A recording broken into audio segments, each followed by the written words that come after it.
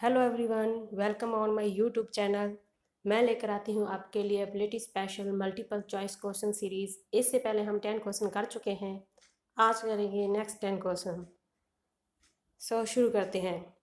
First question है, by whom did the council of India and. Hindi में भारतीय परिषद की समाप्ति किस द्वारा हुई। क्वेश्चन का मीनिंग ये है कि आज़ादी से पहले जो ब्रिटिश भारतीय परिषद थी उसकी समाप्ति किस एक्ट के तहत हुई। तो इसकी जो ऑप्शन है वो इस तरह है। Option number A, act of 1909। Option number B, act of 1919। Option number C, act of 1947। Option number D, act of 1935। और इसका जो सही आंसर है वो है option number C, act of 1947। Next question, the member of the constituent assembly who draft the constitution of India were. Hindi में भारत के संविधान का प्रारूप तैयार करने वाली संविधान सभा के सदस्यों का चुनाव किस तरह हुआ। सॉरी, ये क्वेश्चन थोड़ा अधूरा है और इसका जो पूरा मीनिंग है वो ये है, भारत के संविधान का प्रारूप तैयार करने वाली संविधान सभा के सदस्यों का चुनाव किस तरह हुआ था। तो इसकी जो ऑप्शन है वो इस तरह है। Option number A, nominated by the British Parliament. Option number B, nominated by the Governor General. Option number C, elected by the Legislative Assembly of various provisions. Option number D, the Indian National Congress and the elected by the Muslim League.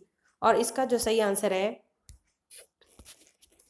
वो है option number C, elected by the Legislative Assembly of various provisions. Next question है, which act it possible for Indians to take some part in the administration of their country। Hindi में किस अधिनियम ने भारतवासियों को अपने देश के प्रशासन में कुछ हिस्सा लेना संभव बनाया। ऑप्शन इस तरह है।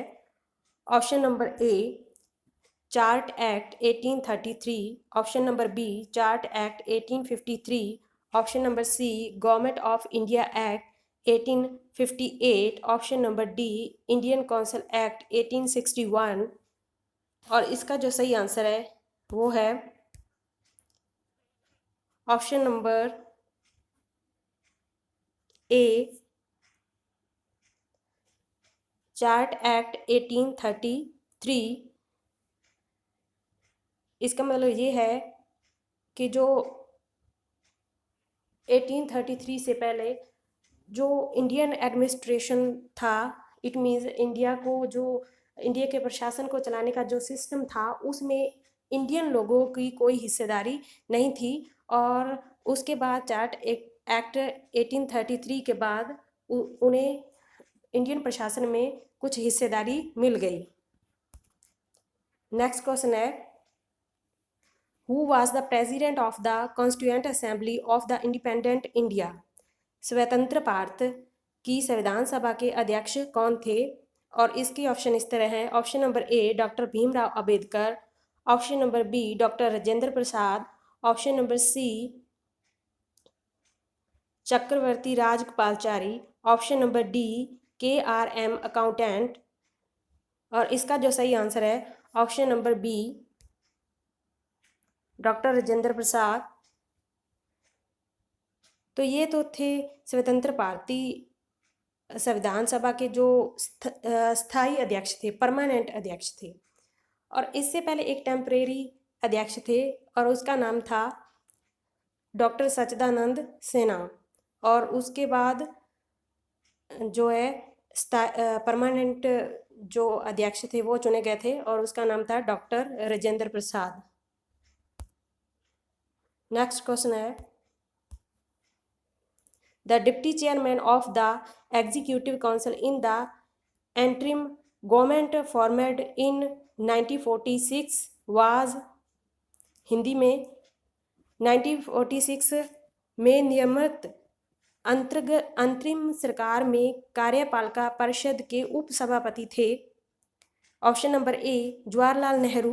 Option number B, doctor S Radhakrishnan.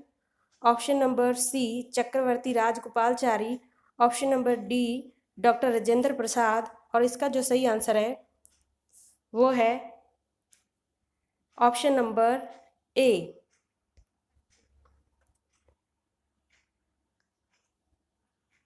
Option number A Pandit Jawaharlal Nehru.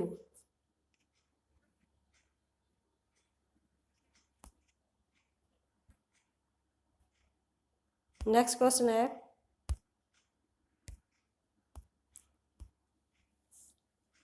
Who was the elected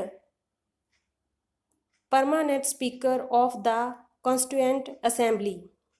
संविधान सभा के चुने हुए स्थायी अध्यक्ष कौन थे? इसकी ऑप्शन इस तरह है।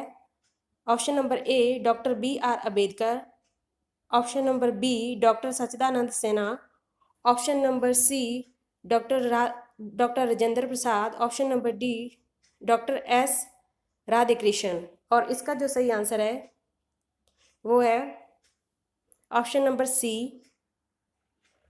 डॉक्टर राजेंद्र प्रसाद। सॉरी, इसका आंसर है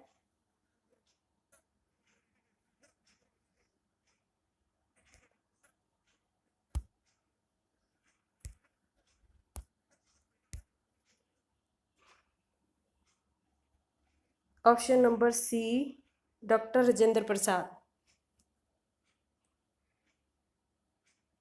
संविधान सभा के चुने हुए स्थायी अध्यक्ष, ठीक है, डॉक्टर राजेंद्र प्रसाद थे।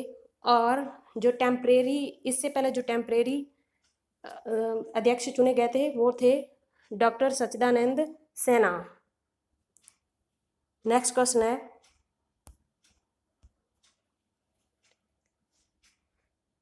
Provision to establish all Indian federation was included. अखिल भारतीय महासंघ स्थापित करने का प्रावधान शामिल किया गया था। Option number A government of India act 1935, option number B August proposal 1914, option number C government of India act 1919, option number D cabinet mission proposal 1946, और इसका जो सही आंसर है वो है option number A. Option number A government of India act 1935। Next question, who is the president of the constituent assembly of India were? भारत की संविधान निर्मात्री सभा के अध्यक्ष कौन थे? और इसका जो ऑप्शन है वो इस तरह है। Option number A doctor Rajendra Prasad, option number B doctor B R Ambedkar, option number C Shri Iyer, option number D Pandit Jawaharlal Nehru, और इसका जो सही आंसर है वो है option number A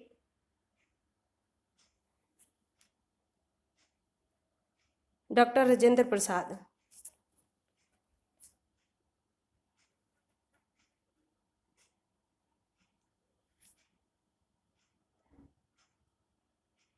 next question है, which of the following statement are not about the constituent assembly? निम्नलिखित में से कौन कौन से कथन संविधान सभा के विषय में नहीं है? ऑप्शन इस तरह है।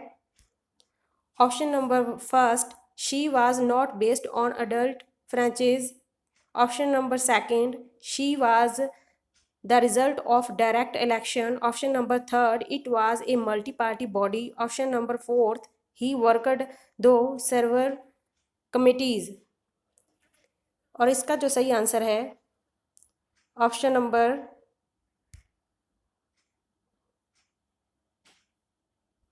ए। Option number A, it mean first and second statement.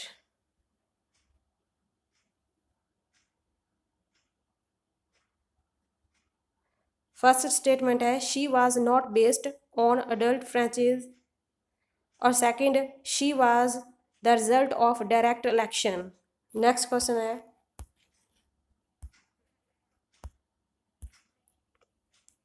Who among the following first presented the idea of the Constituent Assembly to create a constitution for India? Hindi में भारत के लिए संविधान की रचना हेतु संविधान सभा का विचार निम्नलिखित में से सर्वप्रथम किसने प्रस्तुत किया था? तो इसकी ऑप्शन इस तरह है। Option number A Swaraj party in 1934, option number B Congress party in 1936, option number C Muslim League in 1942, option number D All Party Conference in 1946। और इसका जो सही आंसर है वो है option number A Swaraj party in 1934, और इसकी स्थापना जो मोतीलाल नेहरू जी ने की थी। आई होप आप सबको ये प्रश्न अच्छे लगे होंगे। Thanks for watching. जय हिंद।